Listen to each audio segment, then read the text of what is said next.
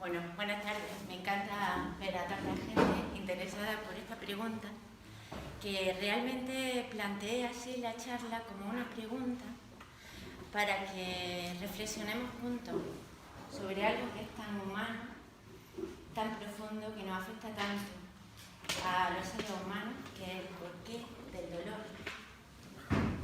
Es una pregunta que yo, dentro de mi profesión, la he vivido muchas veces y me hubiera gustado tener en ese momento un rato para sentarme con esa gente que sufría y poder darle alguna respuesta. Sé que a lo mejor, como esta tarde, tampoco voy a evitar que los seres humanos sufran, porque es inevitable, pero sí, por lo menos, que podamos tener herramientas para que no nos derrumbemos, para que sea como un trampolín en esos momentos difíciles y no nos dejemos hundir, que es lo que suele ocurrir en muchas ocasiones, que uno se ahoga en su propio sufrimiento y se queda paralizado. Pero estamos en una escuela de filosofía y esta pregunta encierra realmente muchísima filosofía. Creo que es el plantearnos por qué es propio del ser humano, es propio del filósofo. Nosotros en nuestra escuela de filosofía realmente creemos que eso nos une como seres humanos, querer conocer, querer saber, pero no quedar separados, porque ante una pregunta como esta, o sea, no quedarse en la pregunta, tratar de encontrar soluciones, tratar de encontrar respuestas. Nosotros estamos aquí, nos hemos reunido en nuestra escuela de filosofía, los que sentimos esa inquietud profunda de querer conocer el porqué de las cosas, por qué nos suceden las cosas, por qué a mí. Y esa búsqueda para nosotros, o sea, el filósofo realmente es el filósofo, el que ama la sabiduría. Cuando nosotros emprendemos la búsqueda del conocimiento, nos convertimos en filósofos. Y todo ser humano que busca es filósofo. Es decir, que realmente ahí podemos encontrar un verdadero punto de unión, de inflexión entre todos los seres humanos. Nosotros, ahora como Escuela de Filosofía, estamos reunidos en más de 50 países del mundo, donde gente de muy dispar, de diferentes edades, gente de diferentes condiciones sociales, gente muy diferente, estamos unidos tratando de mejorarnos como seres humanos, tratando de encontrar en el día a día respuestas a nuestras grandes inquietudes internas y con ese caminar conjunto poder mejorarnos y mejorar el mundo. Así que, bueno, pues habéis venido al sitio más adecuado si tenéis realmente esa inquietud, porque todos los que estamos aquí la compartimos y todos juntos podemos encontrar respuestas y soluciones y por lo menos podemos compartir nuestro dolor, lo cual en muchas ocasiones nos sirve para paliarlo. Vuelvo entonces a tomar desde ese punto de vista filosófico la pregunta ¿por qué a mí? Si os dais cuenta, es una pregunta que uno se plantea en momentos difíciles. Es decir, cuando un dolor se presenta de manera súbita en nuestra vida, inesperada, entonces dices tú, ¿por qué a mí? Y esta es principalmente la primera reflexión que quiero hacer con vosotros. ¿No os dais cuenta que es solamente en esos momentos difíciles cuando uno se pregunta, ¿por qué a mí? Es decir, es como si el dolor fuera un aviso de que tomemos algo, tenemos que aprender de eso, algo se tiene que mover en nosotros. Es como una llamada de atención.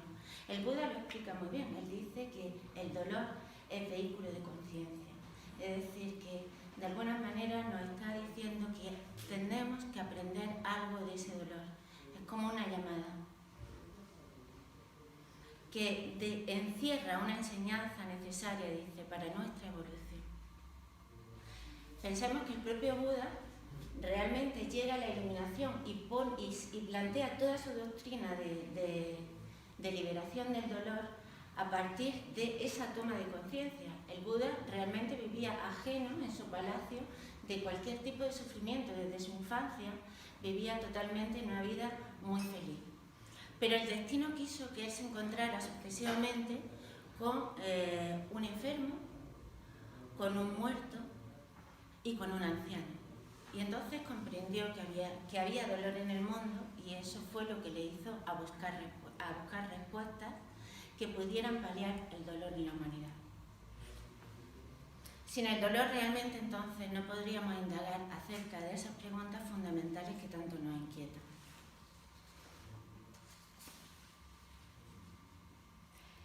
Pero luego a continuación, la siguiente reflexión que hago es, bueno, ¿por qué a mí? No solamente por qué a mí. Sé que esto muchas veces nos lo han dicho, ¿no? Que, bueno, no es consuelo para nosotros, ¿no? Que sufra todo el mundo, que en todos, de alguna manera, pues suframos. Eso no nos consuela, pero sí es cierto. El Buda tiene una enseñanza que se llama el grano de mostaza, donde nos hace reconocer de alguna manera, un poco de agua porque me quedo así, donde nos enseña que una mujer que había perdido a su hijo, una madre, pues buscando un poco de consuelo se acercó al Buda y para pedirle que le devolviera a su hijo. Y entonces el Buda le contestó que lo haría, hombre, por no decepcionarlo, si ella le encontraba un grano de mostaza de alguna familia donde no hubiera existido ninguna muerte. Evidentemente, pues ese grano de mostaza no apareció y ella se quedó, pero tomó conciencia de que realmente el dolor forma parte de la existencia. La filosofía nos dice que el dolor se produce por ignorancia. Aquí nos da una gran clave. Es decir, sufrimos porque desconocemos las causas del dolor. Si uno realmente no conoce el fuego y pone la mano en el fuego, se va a quemar. Es inevitable. Es decir, cuando desconocemos la naturaleza de las cosas, cuando desconocemos el porqué de las cosas, sufrimos. Y claro, añadimos a ese dolor que tenemos el dolor de las causas que lo provocan.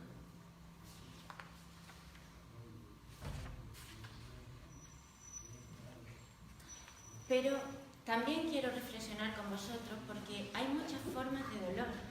Nosotros entendemos perfectamente el dolor físico, cuando alguien nos golpea, cuando alguien nos pisa. Pero sabemos que también hay dolores energéticos, dolores que devienen de la falta de vitalidad, de la falta de energía, de cuando nos sentimos cansados y no podemos vivir, no podemos arrastrarnos en nuestra vida. Tenemos dolores psicológicos en nuestra psique, cuando perdemos a un ser querido. Tenemos dolores mentales, cuando no entendemos y cuando tampoco nos hacemos entender o la gente no nos entiende a nosotros. Y tenemos dolores espirituales, porque tenemos añoranza de un mundo bello, justo, bueno, es decir, tenemos añoranza de eternidad, tenemos como ese anhelo y esa nostalgia de un mundo perdido, un mundo ideal. Es decir, que el primer desconocimiento que tenemos y la primera pregunta que tenemos que hacernos es si realmente nos conocemos. Porque probablemente, como dice el Buda, muchos de los dolores que padecemos es justamente por el desconocimiento de nosotros mismos, porque no sabemos quiénes somos. Y nuevamente, la filosofía oriental nos trata de explicar el ser humano y nos dice que el ser humano no es solamente algo físico. Realmente nosotros no nos definimos por esta apariencia física, no nos definimos por ser altos, por ser bajos, por ser morenos. Realmente nos definimos por otras cosas mucho más internas. Y entonces ellos, siguiendo una clave sextenaria, pensamos por un lado que la clave sextenaria se repite mucho en el universo, porque son 7 los colores del arco iris, 7 los días de la semana. Es decir, que el 7 es como un número muy presente en la naturaleza. Y ellos nos hablan que el ser humano también participa de ese escenario tan repetido en nuestra naturaleza. Entonces, tendríamos, a modo diferentes cuerpos.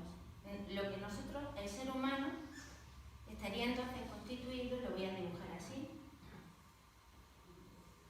por un cuerpo físico, al que ellos llaman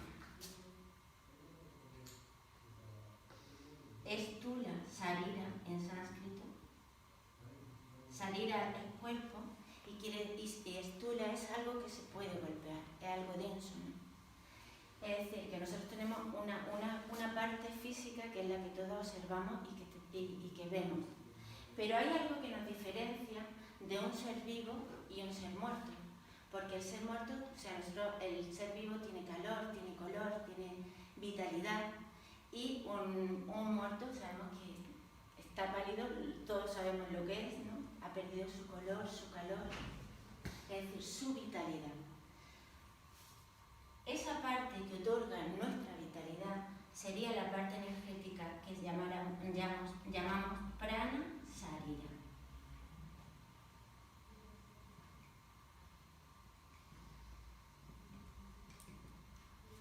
Además, poseemos un mundo de sentimientos, desde pasiones, emociones, sentimientos profundos. Esto constituye nuestro cuerpo astral, que algunos os sonará, o cuerpo de el mundo astral, todo ese mundo emocional.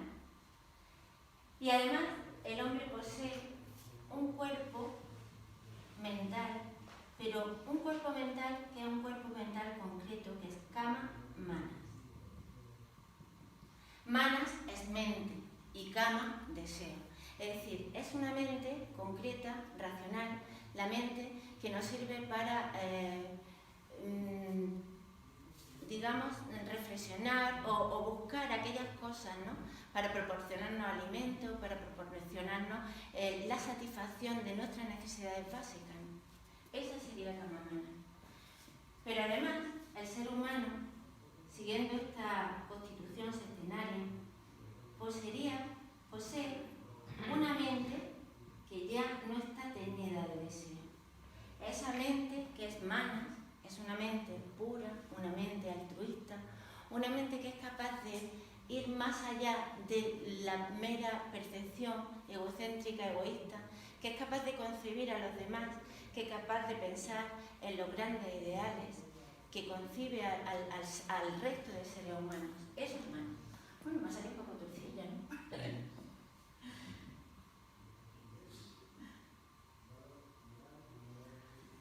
Pues el hombre, además, a partir de aquí, como comprenderéis, estamos hablando desde los cuerpos más densos a los cuerpos más sutiles.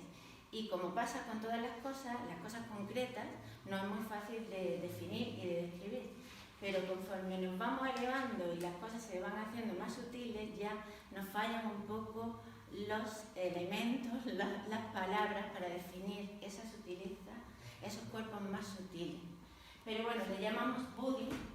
Buddhi lo podríamos definir como esa capacidad de comprender, como esa capacidad de captar las cosas, ya no con la razón, sino a través de una intuición directa. Es decir, esa comprensión directa de las cosas sin tener que hacer uso de la razón. Eso sería bueno. Y por último, la parte más elevada, esa parte que llamamos Atma, que es la parte más divina en el ser humano y que nos une con la vida, nos une con ese principio que es Dios y que es Dios en nosotros. Porque también para esta visión de la vida de Oriente, el universo es como un gran macrobios, es decir, todo es uno y nosotros participamos de esa unidad. Nada puede escapar a esa gran unidad.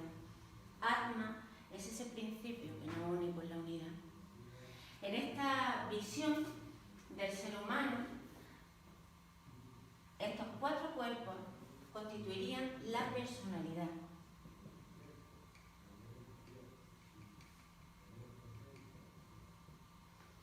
personalidad en realidad viene de persona, quiere decir máscara. Y los tres cuerpos superiores constituyen el individuo. Es decir, la parte que no se puede dividir, lo que realmente somos. Y en esta visión, pues ya tenemos como, digamos, una base para empezar, una clave importante que nos aporta la filosofía, para empezar a comprendernos cómo somos, para empezar a entender que no solamente, que en un momento dado, empezar a entendernos como seres humanos, qué es lo más elevado en nosotros, cuál es nuestra razón de ser, y no obnubilarnos en un momento dado simplemente porque hay un dolor físico. Empezar a poner orden en esa personalidad que nosotros somos para poder llegar cada día más allá en ese movimiento de la evolución, porque evidentemente nosotros tenemos todos estos cuerpos muy concretos y muy presentes, pero apenas si rozamos esa parte más indivisa en el ser humano y esa parte que constituye nuestra espiritualidad. Desde ese punto de vista, claro, si no tenemos conciencia de esa parte individual, de esa parte que no se, que para esta visión sería la parte inmortal en el ser humano, nos dice el Bhagavad Gita, un texto tan antiguo que pertenece al Mahabharata, que vamos a sufrir ante la pérdida de cosas porque no tenemos la visión de la inmortalidad, porque para nosotros esa conciencia de inmortalidad no existe. Y evidentemente las cosas que desaparecen pues nos duelen y nos afectan. Pero sobre todo podemos empezar a trabajar con nosotros mismos y a saber por qué a veces estamos más tristes, por qué otras veces estamos más contentos, por qué otras veces tenemos un sentimiento nos arrebata y podemos perder incluso la luz o en un momento dado, ¿no? Por una astralada, como solemos decir nosotros, ¿no? Simplemente por un sentimiento que se apodera de nosotros, un sentimiento bajo que nos nubila y nos anula como seres humanos, ¿no? Poner un poco de orden es poder hacer cada vez más uso de esa parte más elevada en nosotros y tenerla como más presente, poder dominarnos y poder construirnos como seres humanos, poder ir trabajando en ese sentido de la evolución hacia lo mejor de nosotros mismos.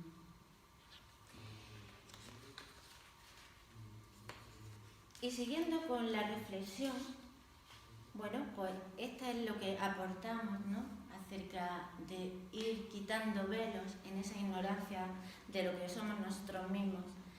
Pero también, siguiendo con la reflexión del dolor, lo siguiente que se nos plantea es, en la filosofía, es que el dolor, por otro lado, también es como un signo, es un aviso.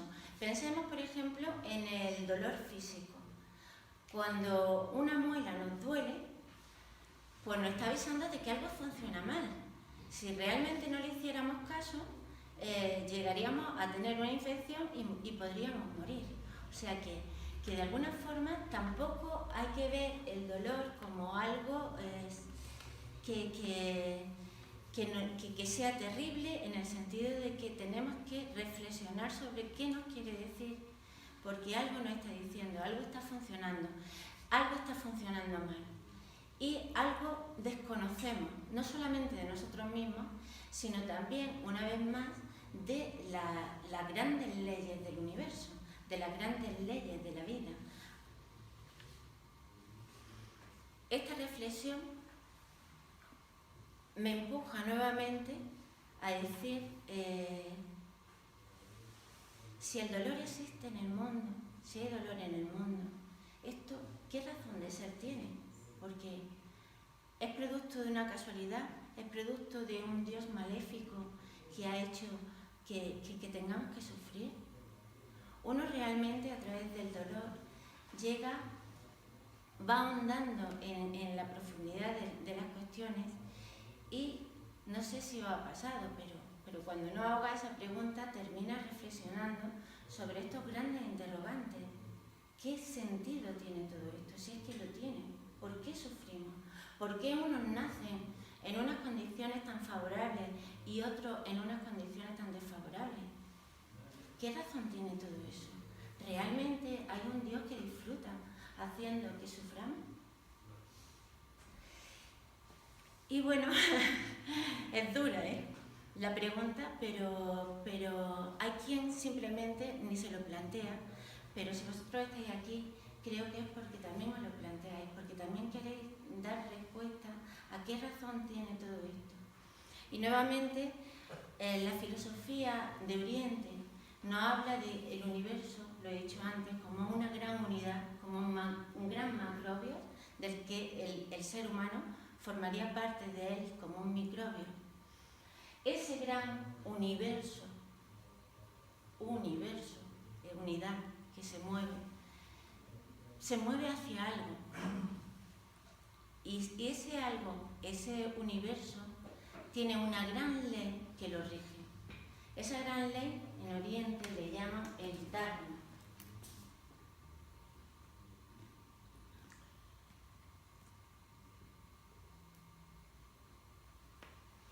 Todo camina hacia algo. Todo viene de algo y va hacia algo. Todo tiene una razón de ser, tiene un sendero, tiene un camino. El Dharma, como la gran ley, es Dharma, de donde derivan todas las demás leyes de la naturaleza. Pero el ser humano también tiene su Dharma. Todo cuanto existe tiene su Dharma. Ese Dharma es el sendero, el sentido que sigue el camino de la evolución. Es la razón de ser de todo cuanto existe. Todo lo que existe, existe por su Dharma. Sin su Dharma no hay razón de ser.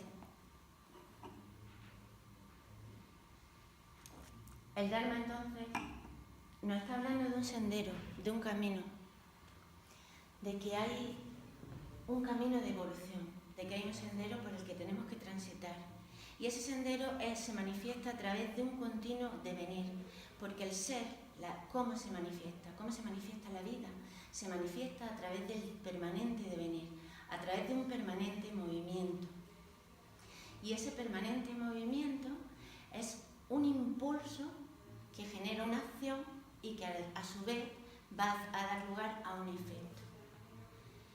Ese encadenamiento que supone acción y reacción, o acción y efecto,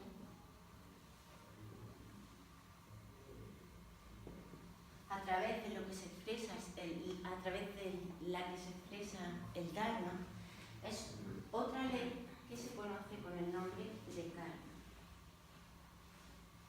El karma sería entonces esa manifestación del ser a través del encadenamiento de causas y efectos.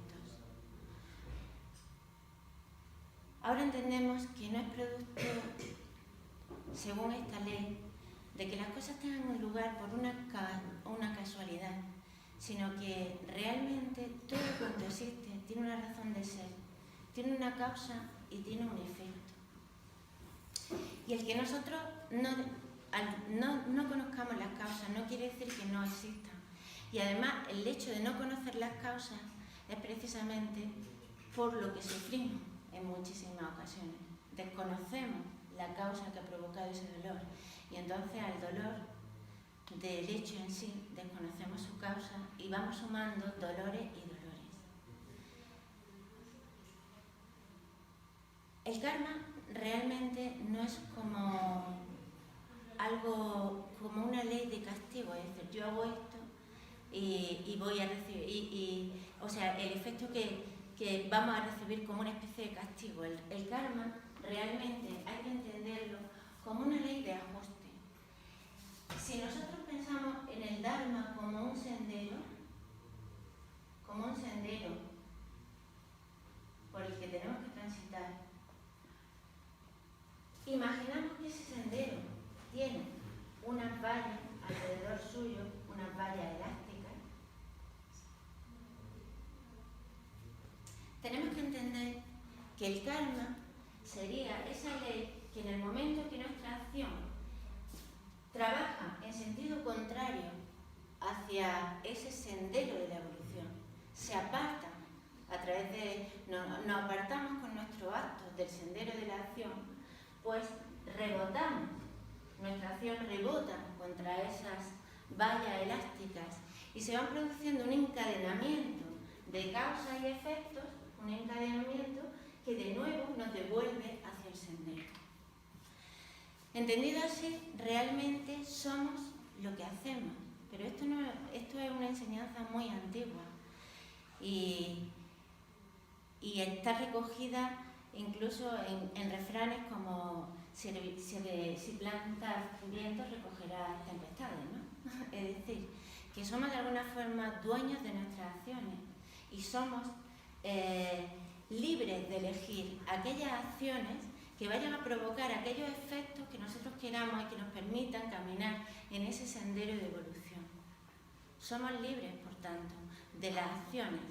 Si siembras buenas acciones, recogerás buenas acciones. Si siembras buenos pensamientos, ya no solamente en el campo de la acción, porque nos olvidamos que hay pensamientos, hay sentimientos, hay ideas. Todo tiene su impacto, porque son formas de energía que tienen su impulso y que tienen su efecto. No veamos solamente el campo de la acción, ¿no? El de lo concreto, porque hay cosas sutiles. Tendremos que pensar también en cómo utilizamos nuestra mente, cómo utilizamos nuestros sentimientos, cómo trabajamos en esos otros aspectos más sutiles. Bueno, no sé si se entiende un poco esta ley del karma, pero ellos dicen que, claro, este encadenamiento de causa y efectos nos llevaría a, como hemos visto en el ser humano, hay una parte inmortal y una parte mortal. Y el encadenamiento de causa y efectos nos llevaría de nuevo, en esa rueda que ellos llaman del samsara, nos traería de nuevo a la vida, porque ¿qué es lo que nos traería a la vida? Nos traería a la vida esa parte inmortal en el ser humano que se revestiría de nuevo de una personalidad diferente. Y el ser humano vendría de nuevo a la vida por esa gran ley de causa y efecto a recoger las acciones, los efectos de aquellas acciones que él engendró. Quizás si ahora expliquemos por qué esas diferencias de nacimiento, por qué hay algunos, porque en realidad, desde este punto de vista, el karma nos va a poner en la situación, en nuestra situación evolutiva y en esa que dejamos atrás y que nos va a poner frente a las experiencias que necesitamos en este momento en nuestra vida para poder seguir creciendo, para poder seguir evolucionando. No es una cuestión de castigo, no es una cuestión de premio o de castigo, es simplemente una cuestión de enfrentarnos a las experiencias que necesitamos realmente para que nuestra alma siga creciendo, para que sigamos creciendo en ese sendero de la evolución.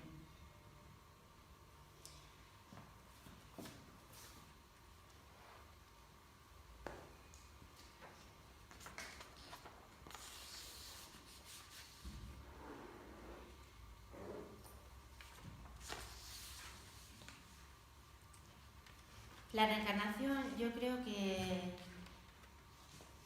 en muchas ocasiones ha sido mal entendida, porque algunos hablan de reencarnación como que uno puede encarnar en un animal,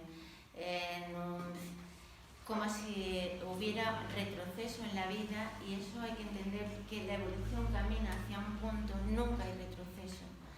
Y cuando nosotros hemos leído algunas cuestiones sobre reencarnación y hemos escuchado que si puedes reencarnar en un elefante, que tu próxima encarnación será un elefante, será un no sé qué, pues no podemos entenderlo al pie de la letra, sino más bien como un símbolo, como una enseñanza en la que se nos está hablando de cualidades, algunas cualidades que tienen los animales y que reflejarían, por ejemplo, el elefante, que es para los orientales un símbolo de sabiduría, es decir, un hombre que ha trabajado su conocimiento en la siguiente encarnación, pues encarnaría como un hombre sabio. Y probablemente a veces pues esta teoría creo que ha caído un poco en desuso, pero si lo pensamos bien es una visión muy presente en el mundo. En Oriente, por supuesto,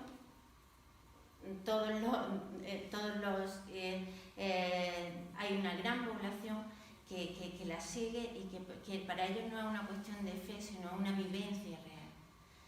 Creo que explica estas leyes, estas grandes leyes del universo, pueden dar muchas respuestas al ser humano que se plantea del porqué del dolor y por qué las diferencias de nacimiento y por qué las diferentes situaciones del ser humano.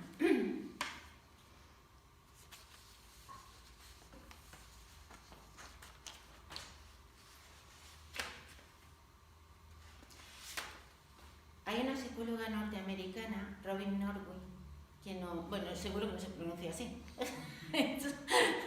no, dime, que algunos lo conoceréis, que escribió el libro Las mujeres que aman demasiado, y que es una gran psicóloga, es una terapeuta. Y dice ella, hablando de este tema del dolor, precisamente tiene un libro que se llama ¿Por qué a mí?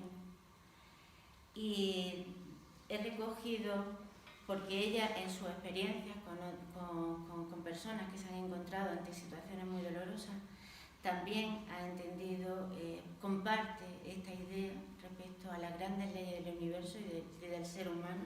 Me ha sorprendido encontrármela, ¿no?, como muy afín a todo esto. Y dice ella, hablando del karma, que el alma no nos da alternativa, sabe lo que necesitamos experimentar y diseña nuestros cuerpos físico, emocional y mental, que juntos conformarán nuestra siguiente vida, para experimentar lo que nosotros necesitamos y liberarla de las cadenas del lamento, recuperando la energía para iniciar nuevas vías. Bueno, son muchos conceptos, no sé si ahora quiero en el coloquio que profundicemos sobre todo esto y que vosotros también aportéis algo, pero me gustaría terminar con una visión que aporta la filosofía estoica y que ellos hacen respecto al dolor, nos aportan una visión desde el punto de vista moral. Para el estoicismo, realmente las cosas son, en realidad, los hechos dolorosos, digamos, no son los que originan el dolor, sino que en todo hecho doloroso el tema está en cómo impacta en nuestra psique, cómo impacta en nuestras emociones. Y eso es fácil de comprender porque pensemos en un hecho tan doloroso como la muerte de un ser. Para mucha gente, después de haber sido una larga enfermedad, muchos de sus familiares conciben que realmente la muerte ha sido una liberación y ven realmente esa muerte como algo que libera al ser humano de su sufrimiento. En cambio, para otros la pérdida de un ser querido es terrible, ¿no?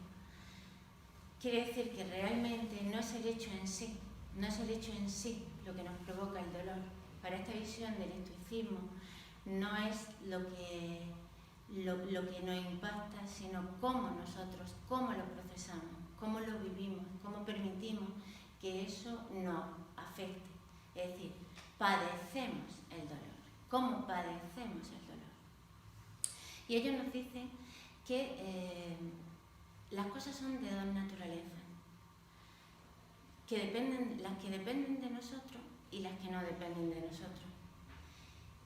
Y que, evidentemente, para ahorrarnos sufrimiento, deberíamos de preocuparnos de aquellas cosas que realmente dependen de nosotros. Para el ideal del estoicismo, el ideal del sabio, estaría en un estado de dominio, de concentración en el propio ser, un estado que ellos llaman de ataraxia. un estado de no afectación, de no confusión de nuestro propio ser interior, de lo que realmente somos, con las cosas que padecemos. Yo creo que es un poco lo que trabaja ahora esta visión del mindfulness, ¿no? Pero estamos hablando de una visión, imaginaros, ¿no?, tan antigua. No es nada nuevo, no hay nada nuevo bajo el sol. Buscar ese ideal, ese contacto interior con nosotros, esa quietud del alma, esa armonía interior, que no nos permita salir de nuestro centro, que nos permita estar en armonía y no padecer las cosas que nos impactan. Ese sería el ideal del sabio para la filosofía estoica. Y quería terminar entonces con una frase del gran filósofo estoico, emperador Marco Aurelio, que dice que una vida feliz es encadenar una obra buena con otra mejor, sin dejar el más mínimo intervalo entre ninguna de las acciones buenas. Porque no me gustaría terminar con dolor, me gustaría terminar con felicidad. Me gustaría terminar diciendo que podemos ser felices realmente y que en nuestra mano está elegir aquellas acciones que nos permitan ser felices, poder elegir la forma en que queremos vivir. Y una gran enseñanza es elegir esas acciones buenas, porque también en esta enseñanza oriental del karma nos dice que la manera de romper ese encadenamiento de acciones es a través de la acción por deber, es decir, por el karma yoga. El karma yoga, que es actuar con amor, es decir, actuar sin esperar el efecto de nuestras acciones, porque eso es realmente para esta filosofía oriental lo que nos encadena a querer experimentar continuamente ese efecto. O sea, seguimos atados, amamos porque nos amen, trabajamos porque queremos cobrar, continuamente estamos atándonos al efecto de nuestras causas, y eso es lo que nos encadena permanentemente a la rueda de las encarnaciones. Liberémonos, elijamos por nuestras acciones las que queramos y seamos felices, sabiendo que podemos lograr esa quietud interior. Y ahora sí que me gustaría abrir un poco de coloquio, porque creo que en poco tiempo se han lanzado muchísimas cosas muy profundas y quizás podríamos entre todos pues reflexionar más sobre este tema. Sí. Muchas gracias, Gonzalo. Te quería preguntar si esta clasificación de los cuerpos que has escrito ahí es budista o es budista. Sí, bueno, esta visión sí, la recogemos de Oriente, pero también los egipcios hablan de una visión sextenaria en el ser humano. Pero de Oriente es muy... Sí, bueno, es del hinduismo y el budismo, sí. Pero, es decir, es una forma de entender al ser humano como que no es solamente un aspecto físico, sino que el ser humano es una unidad compleja, con distintos planos de vibración. Pero no solamente una visión propia de Oriente, porque nosotros también en Occidente, en Grecia, se nos habla del ser humano como compuesto de cuerpo, psique y nous. Y los cristianos también hablan de cuerpo, alma y espíritu. Es decir, que de alguna forma también se corresponde con esa visión sextenaria, porque ¿qué es el cuerpo? El cuerpo sería esto: cuerpo, energía y cuerpo físico. La psique sería nuestro cuerpo de emociones y nuestra mente concreta, y el espíritu o no.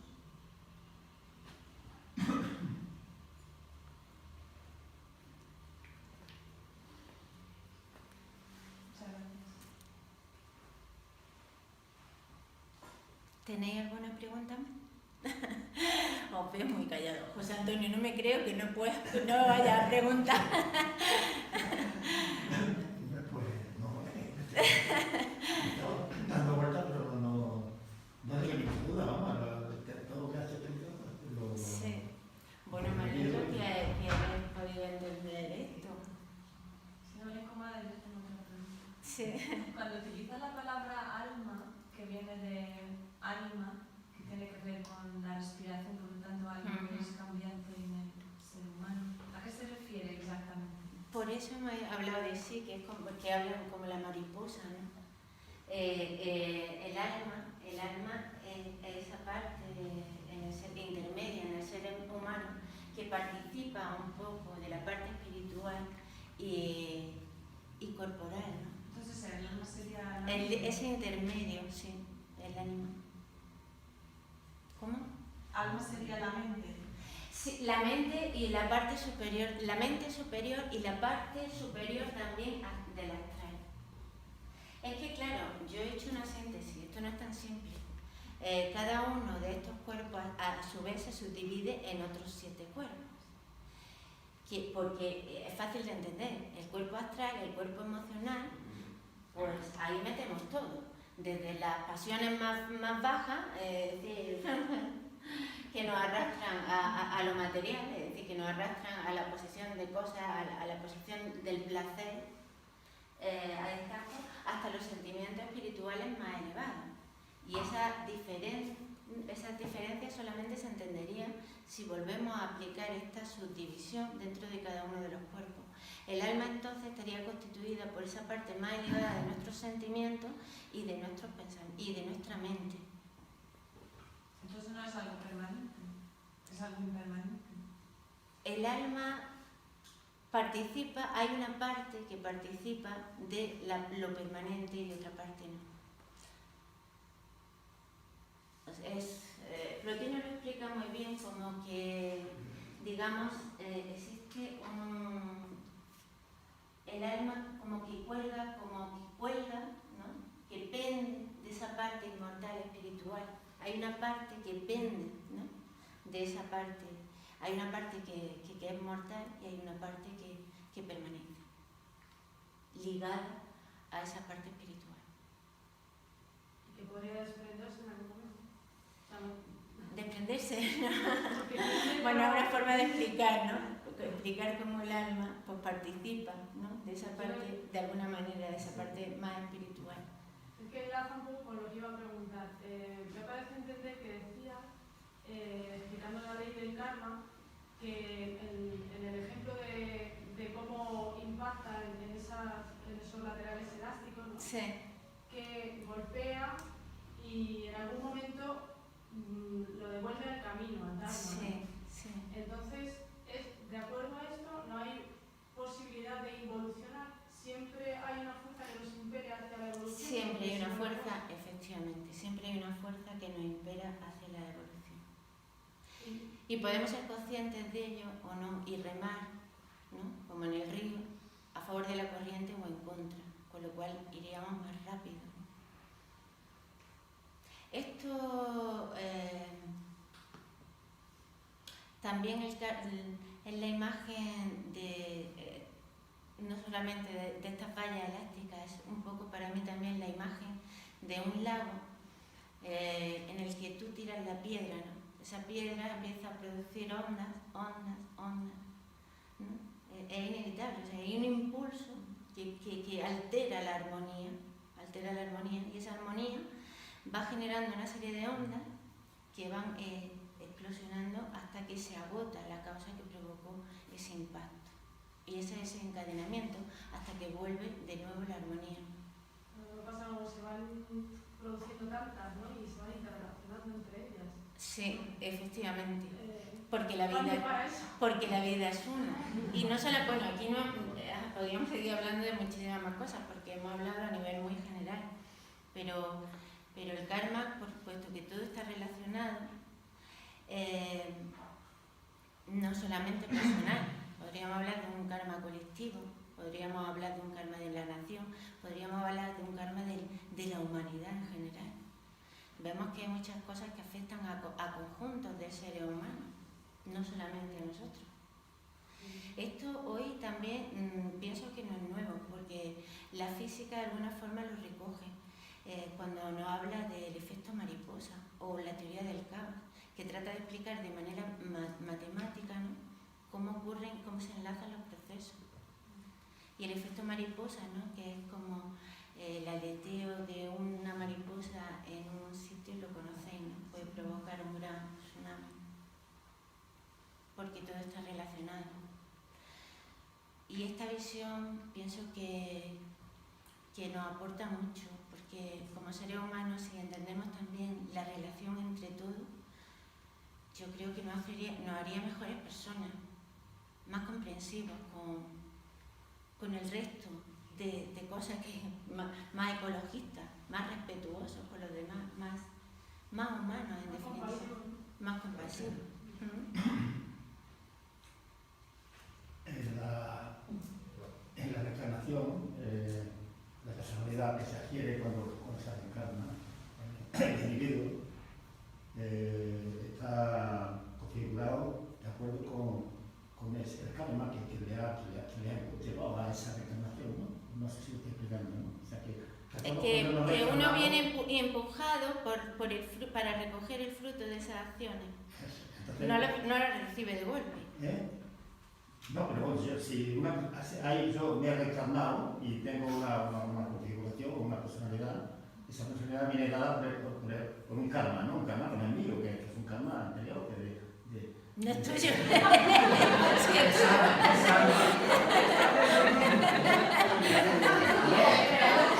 No, es del otro.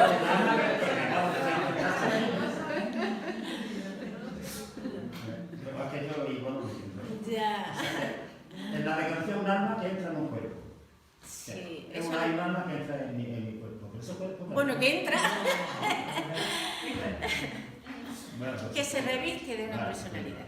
Sí. Y entonces, de el alma y el cuerpo adquieren una configuración, una personalidad, ¿no?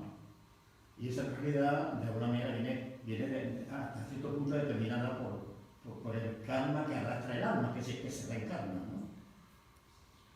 Hay muchos condicionantes, no sé, sí, pues viene empujada por las acciones que ha generado esa personalidad. Pero ¿qué personalidad? No esa personalidad anterior. Pero la anterior.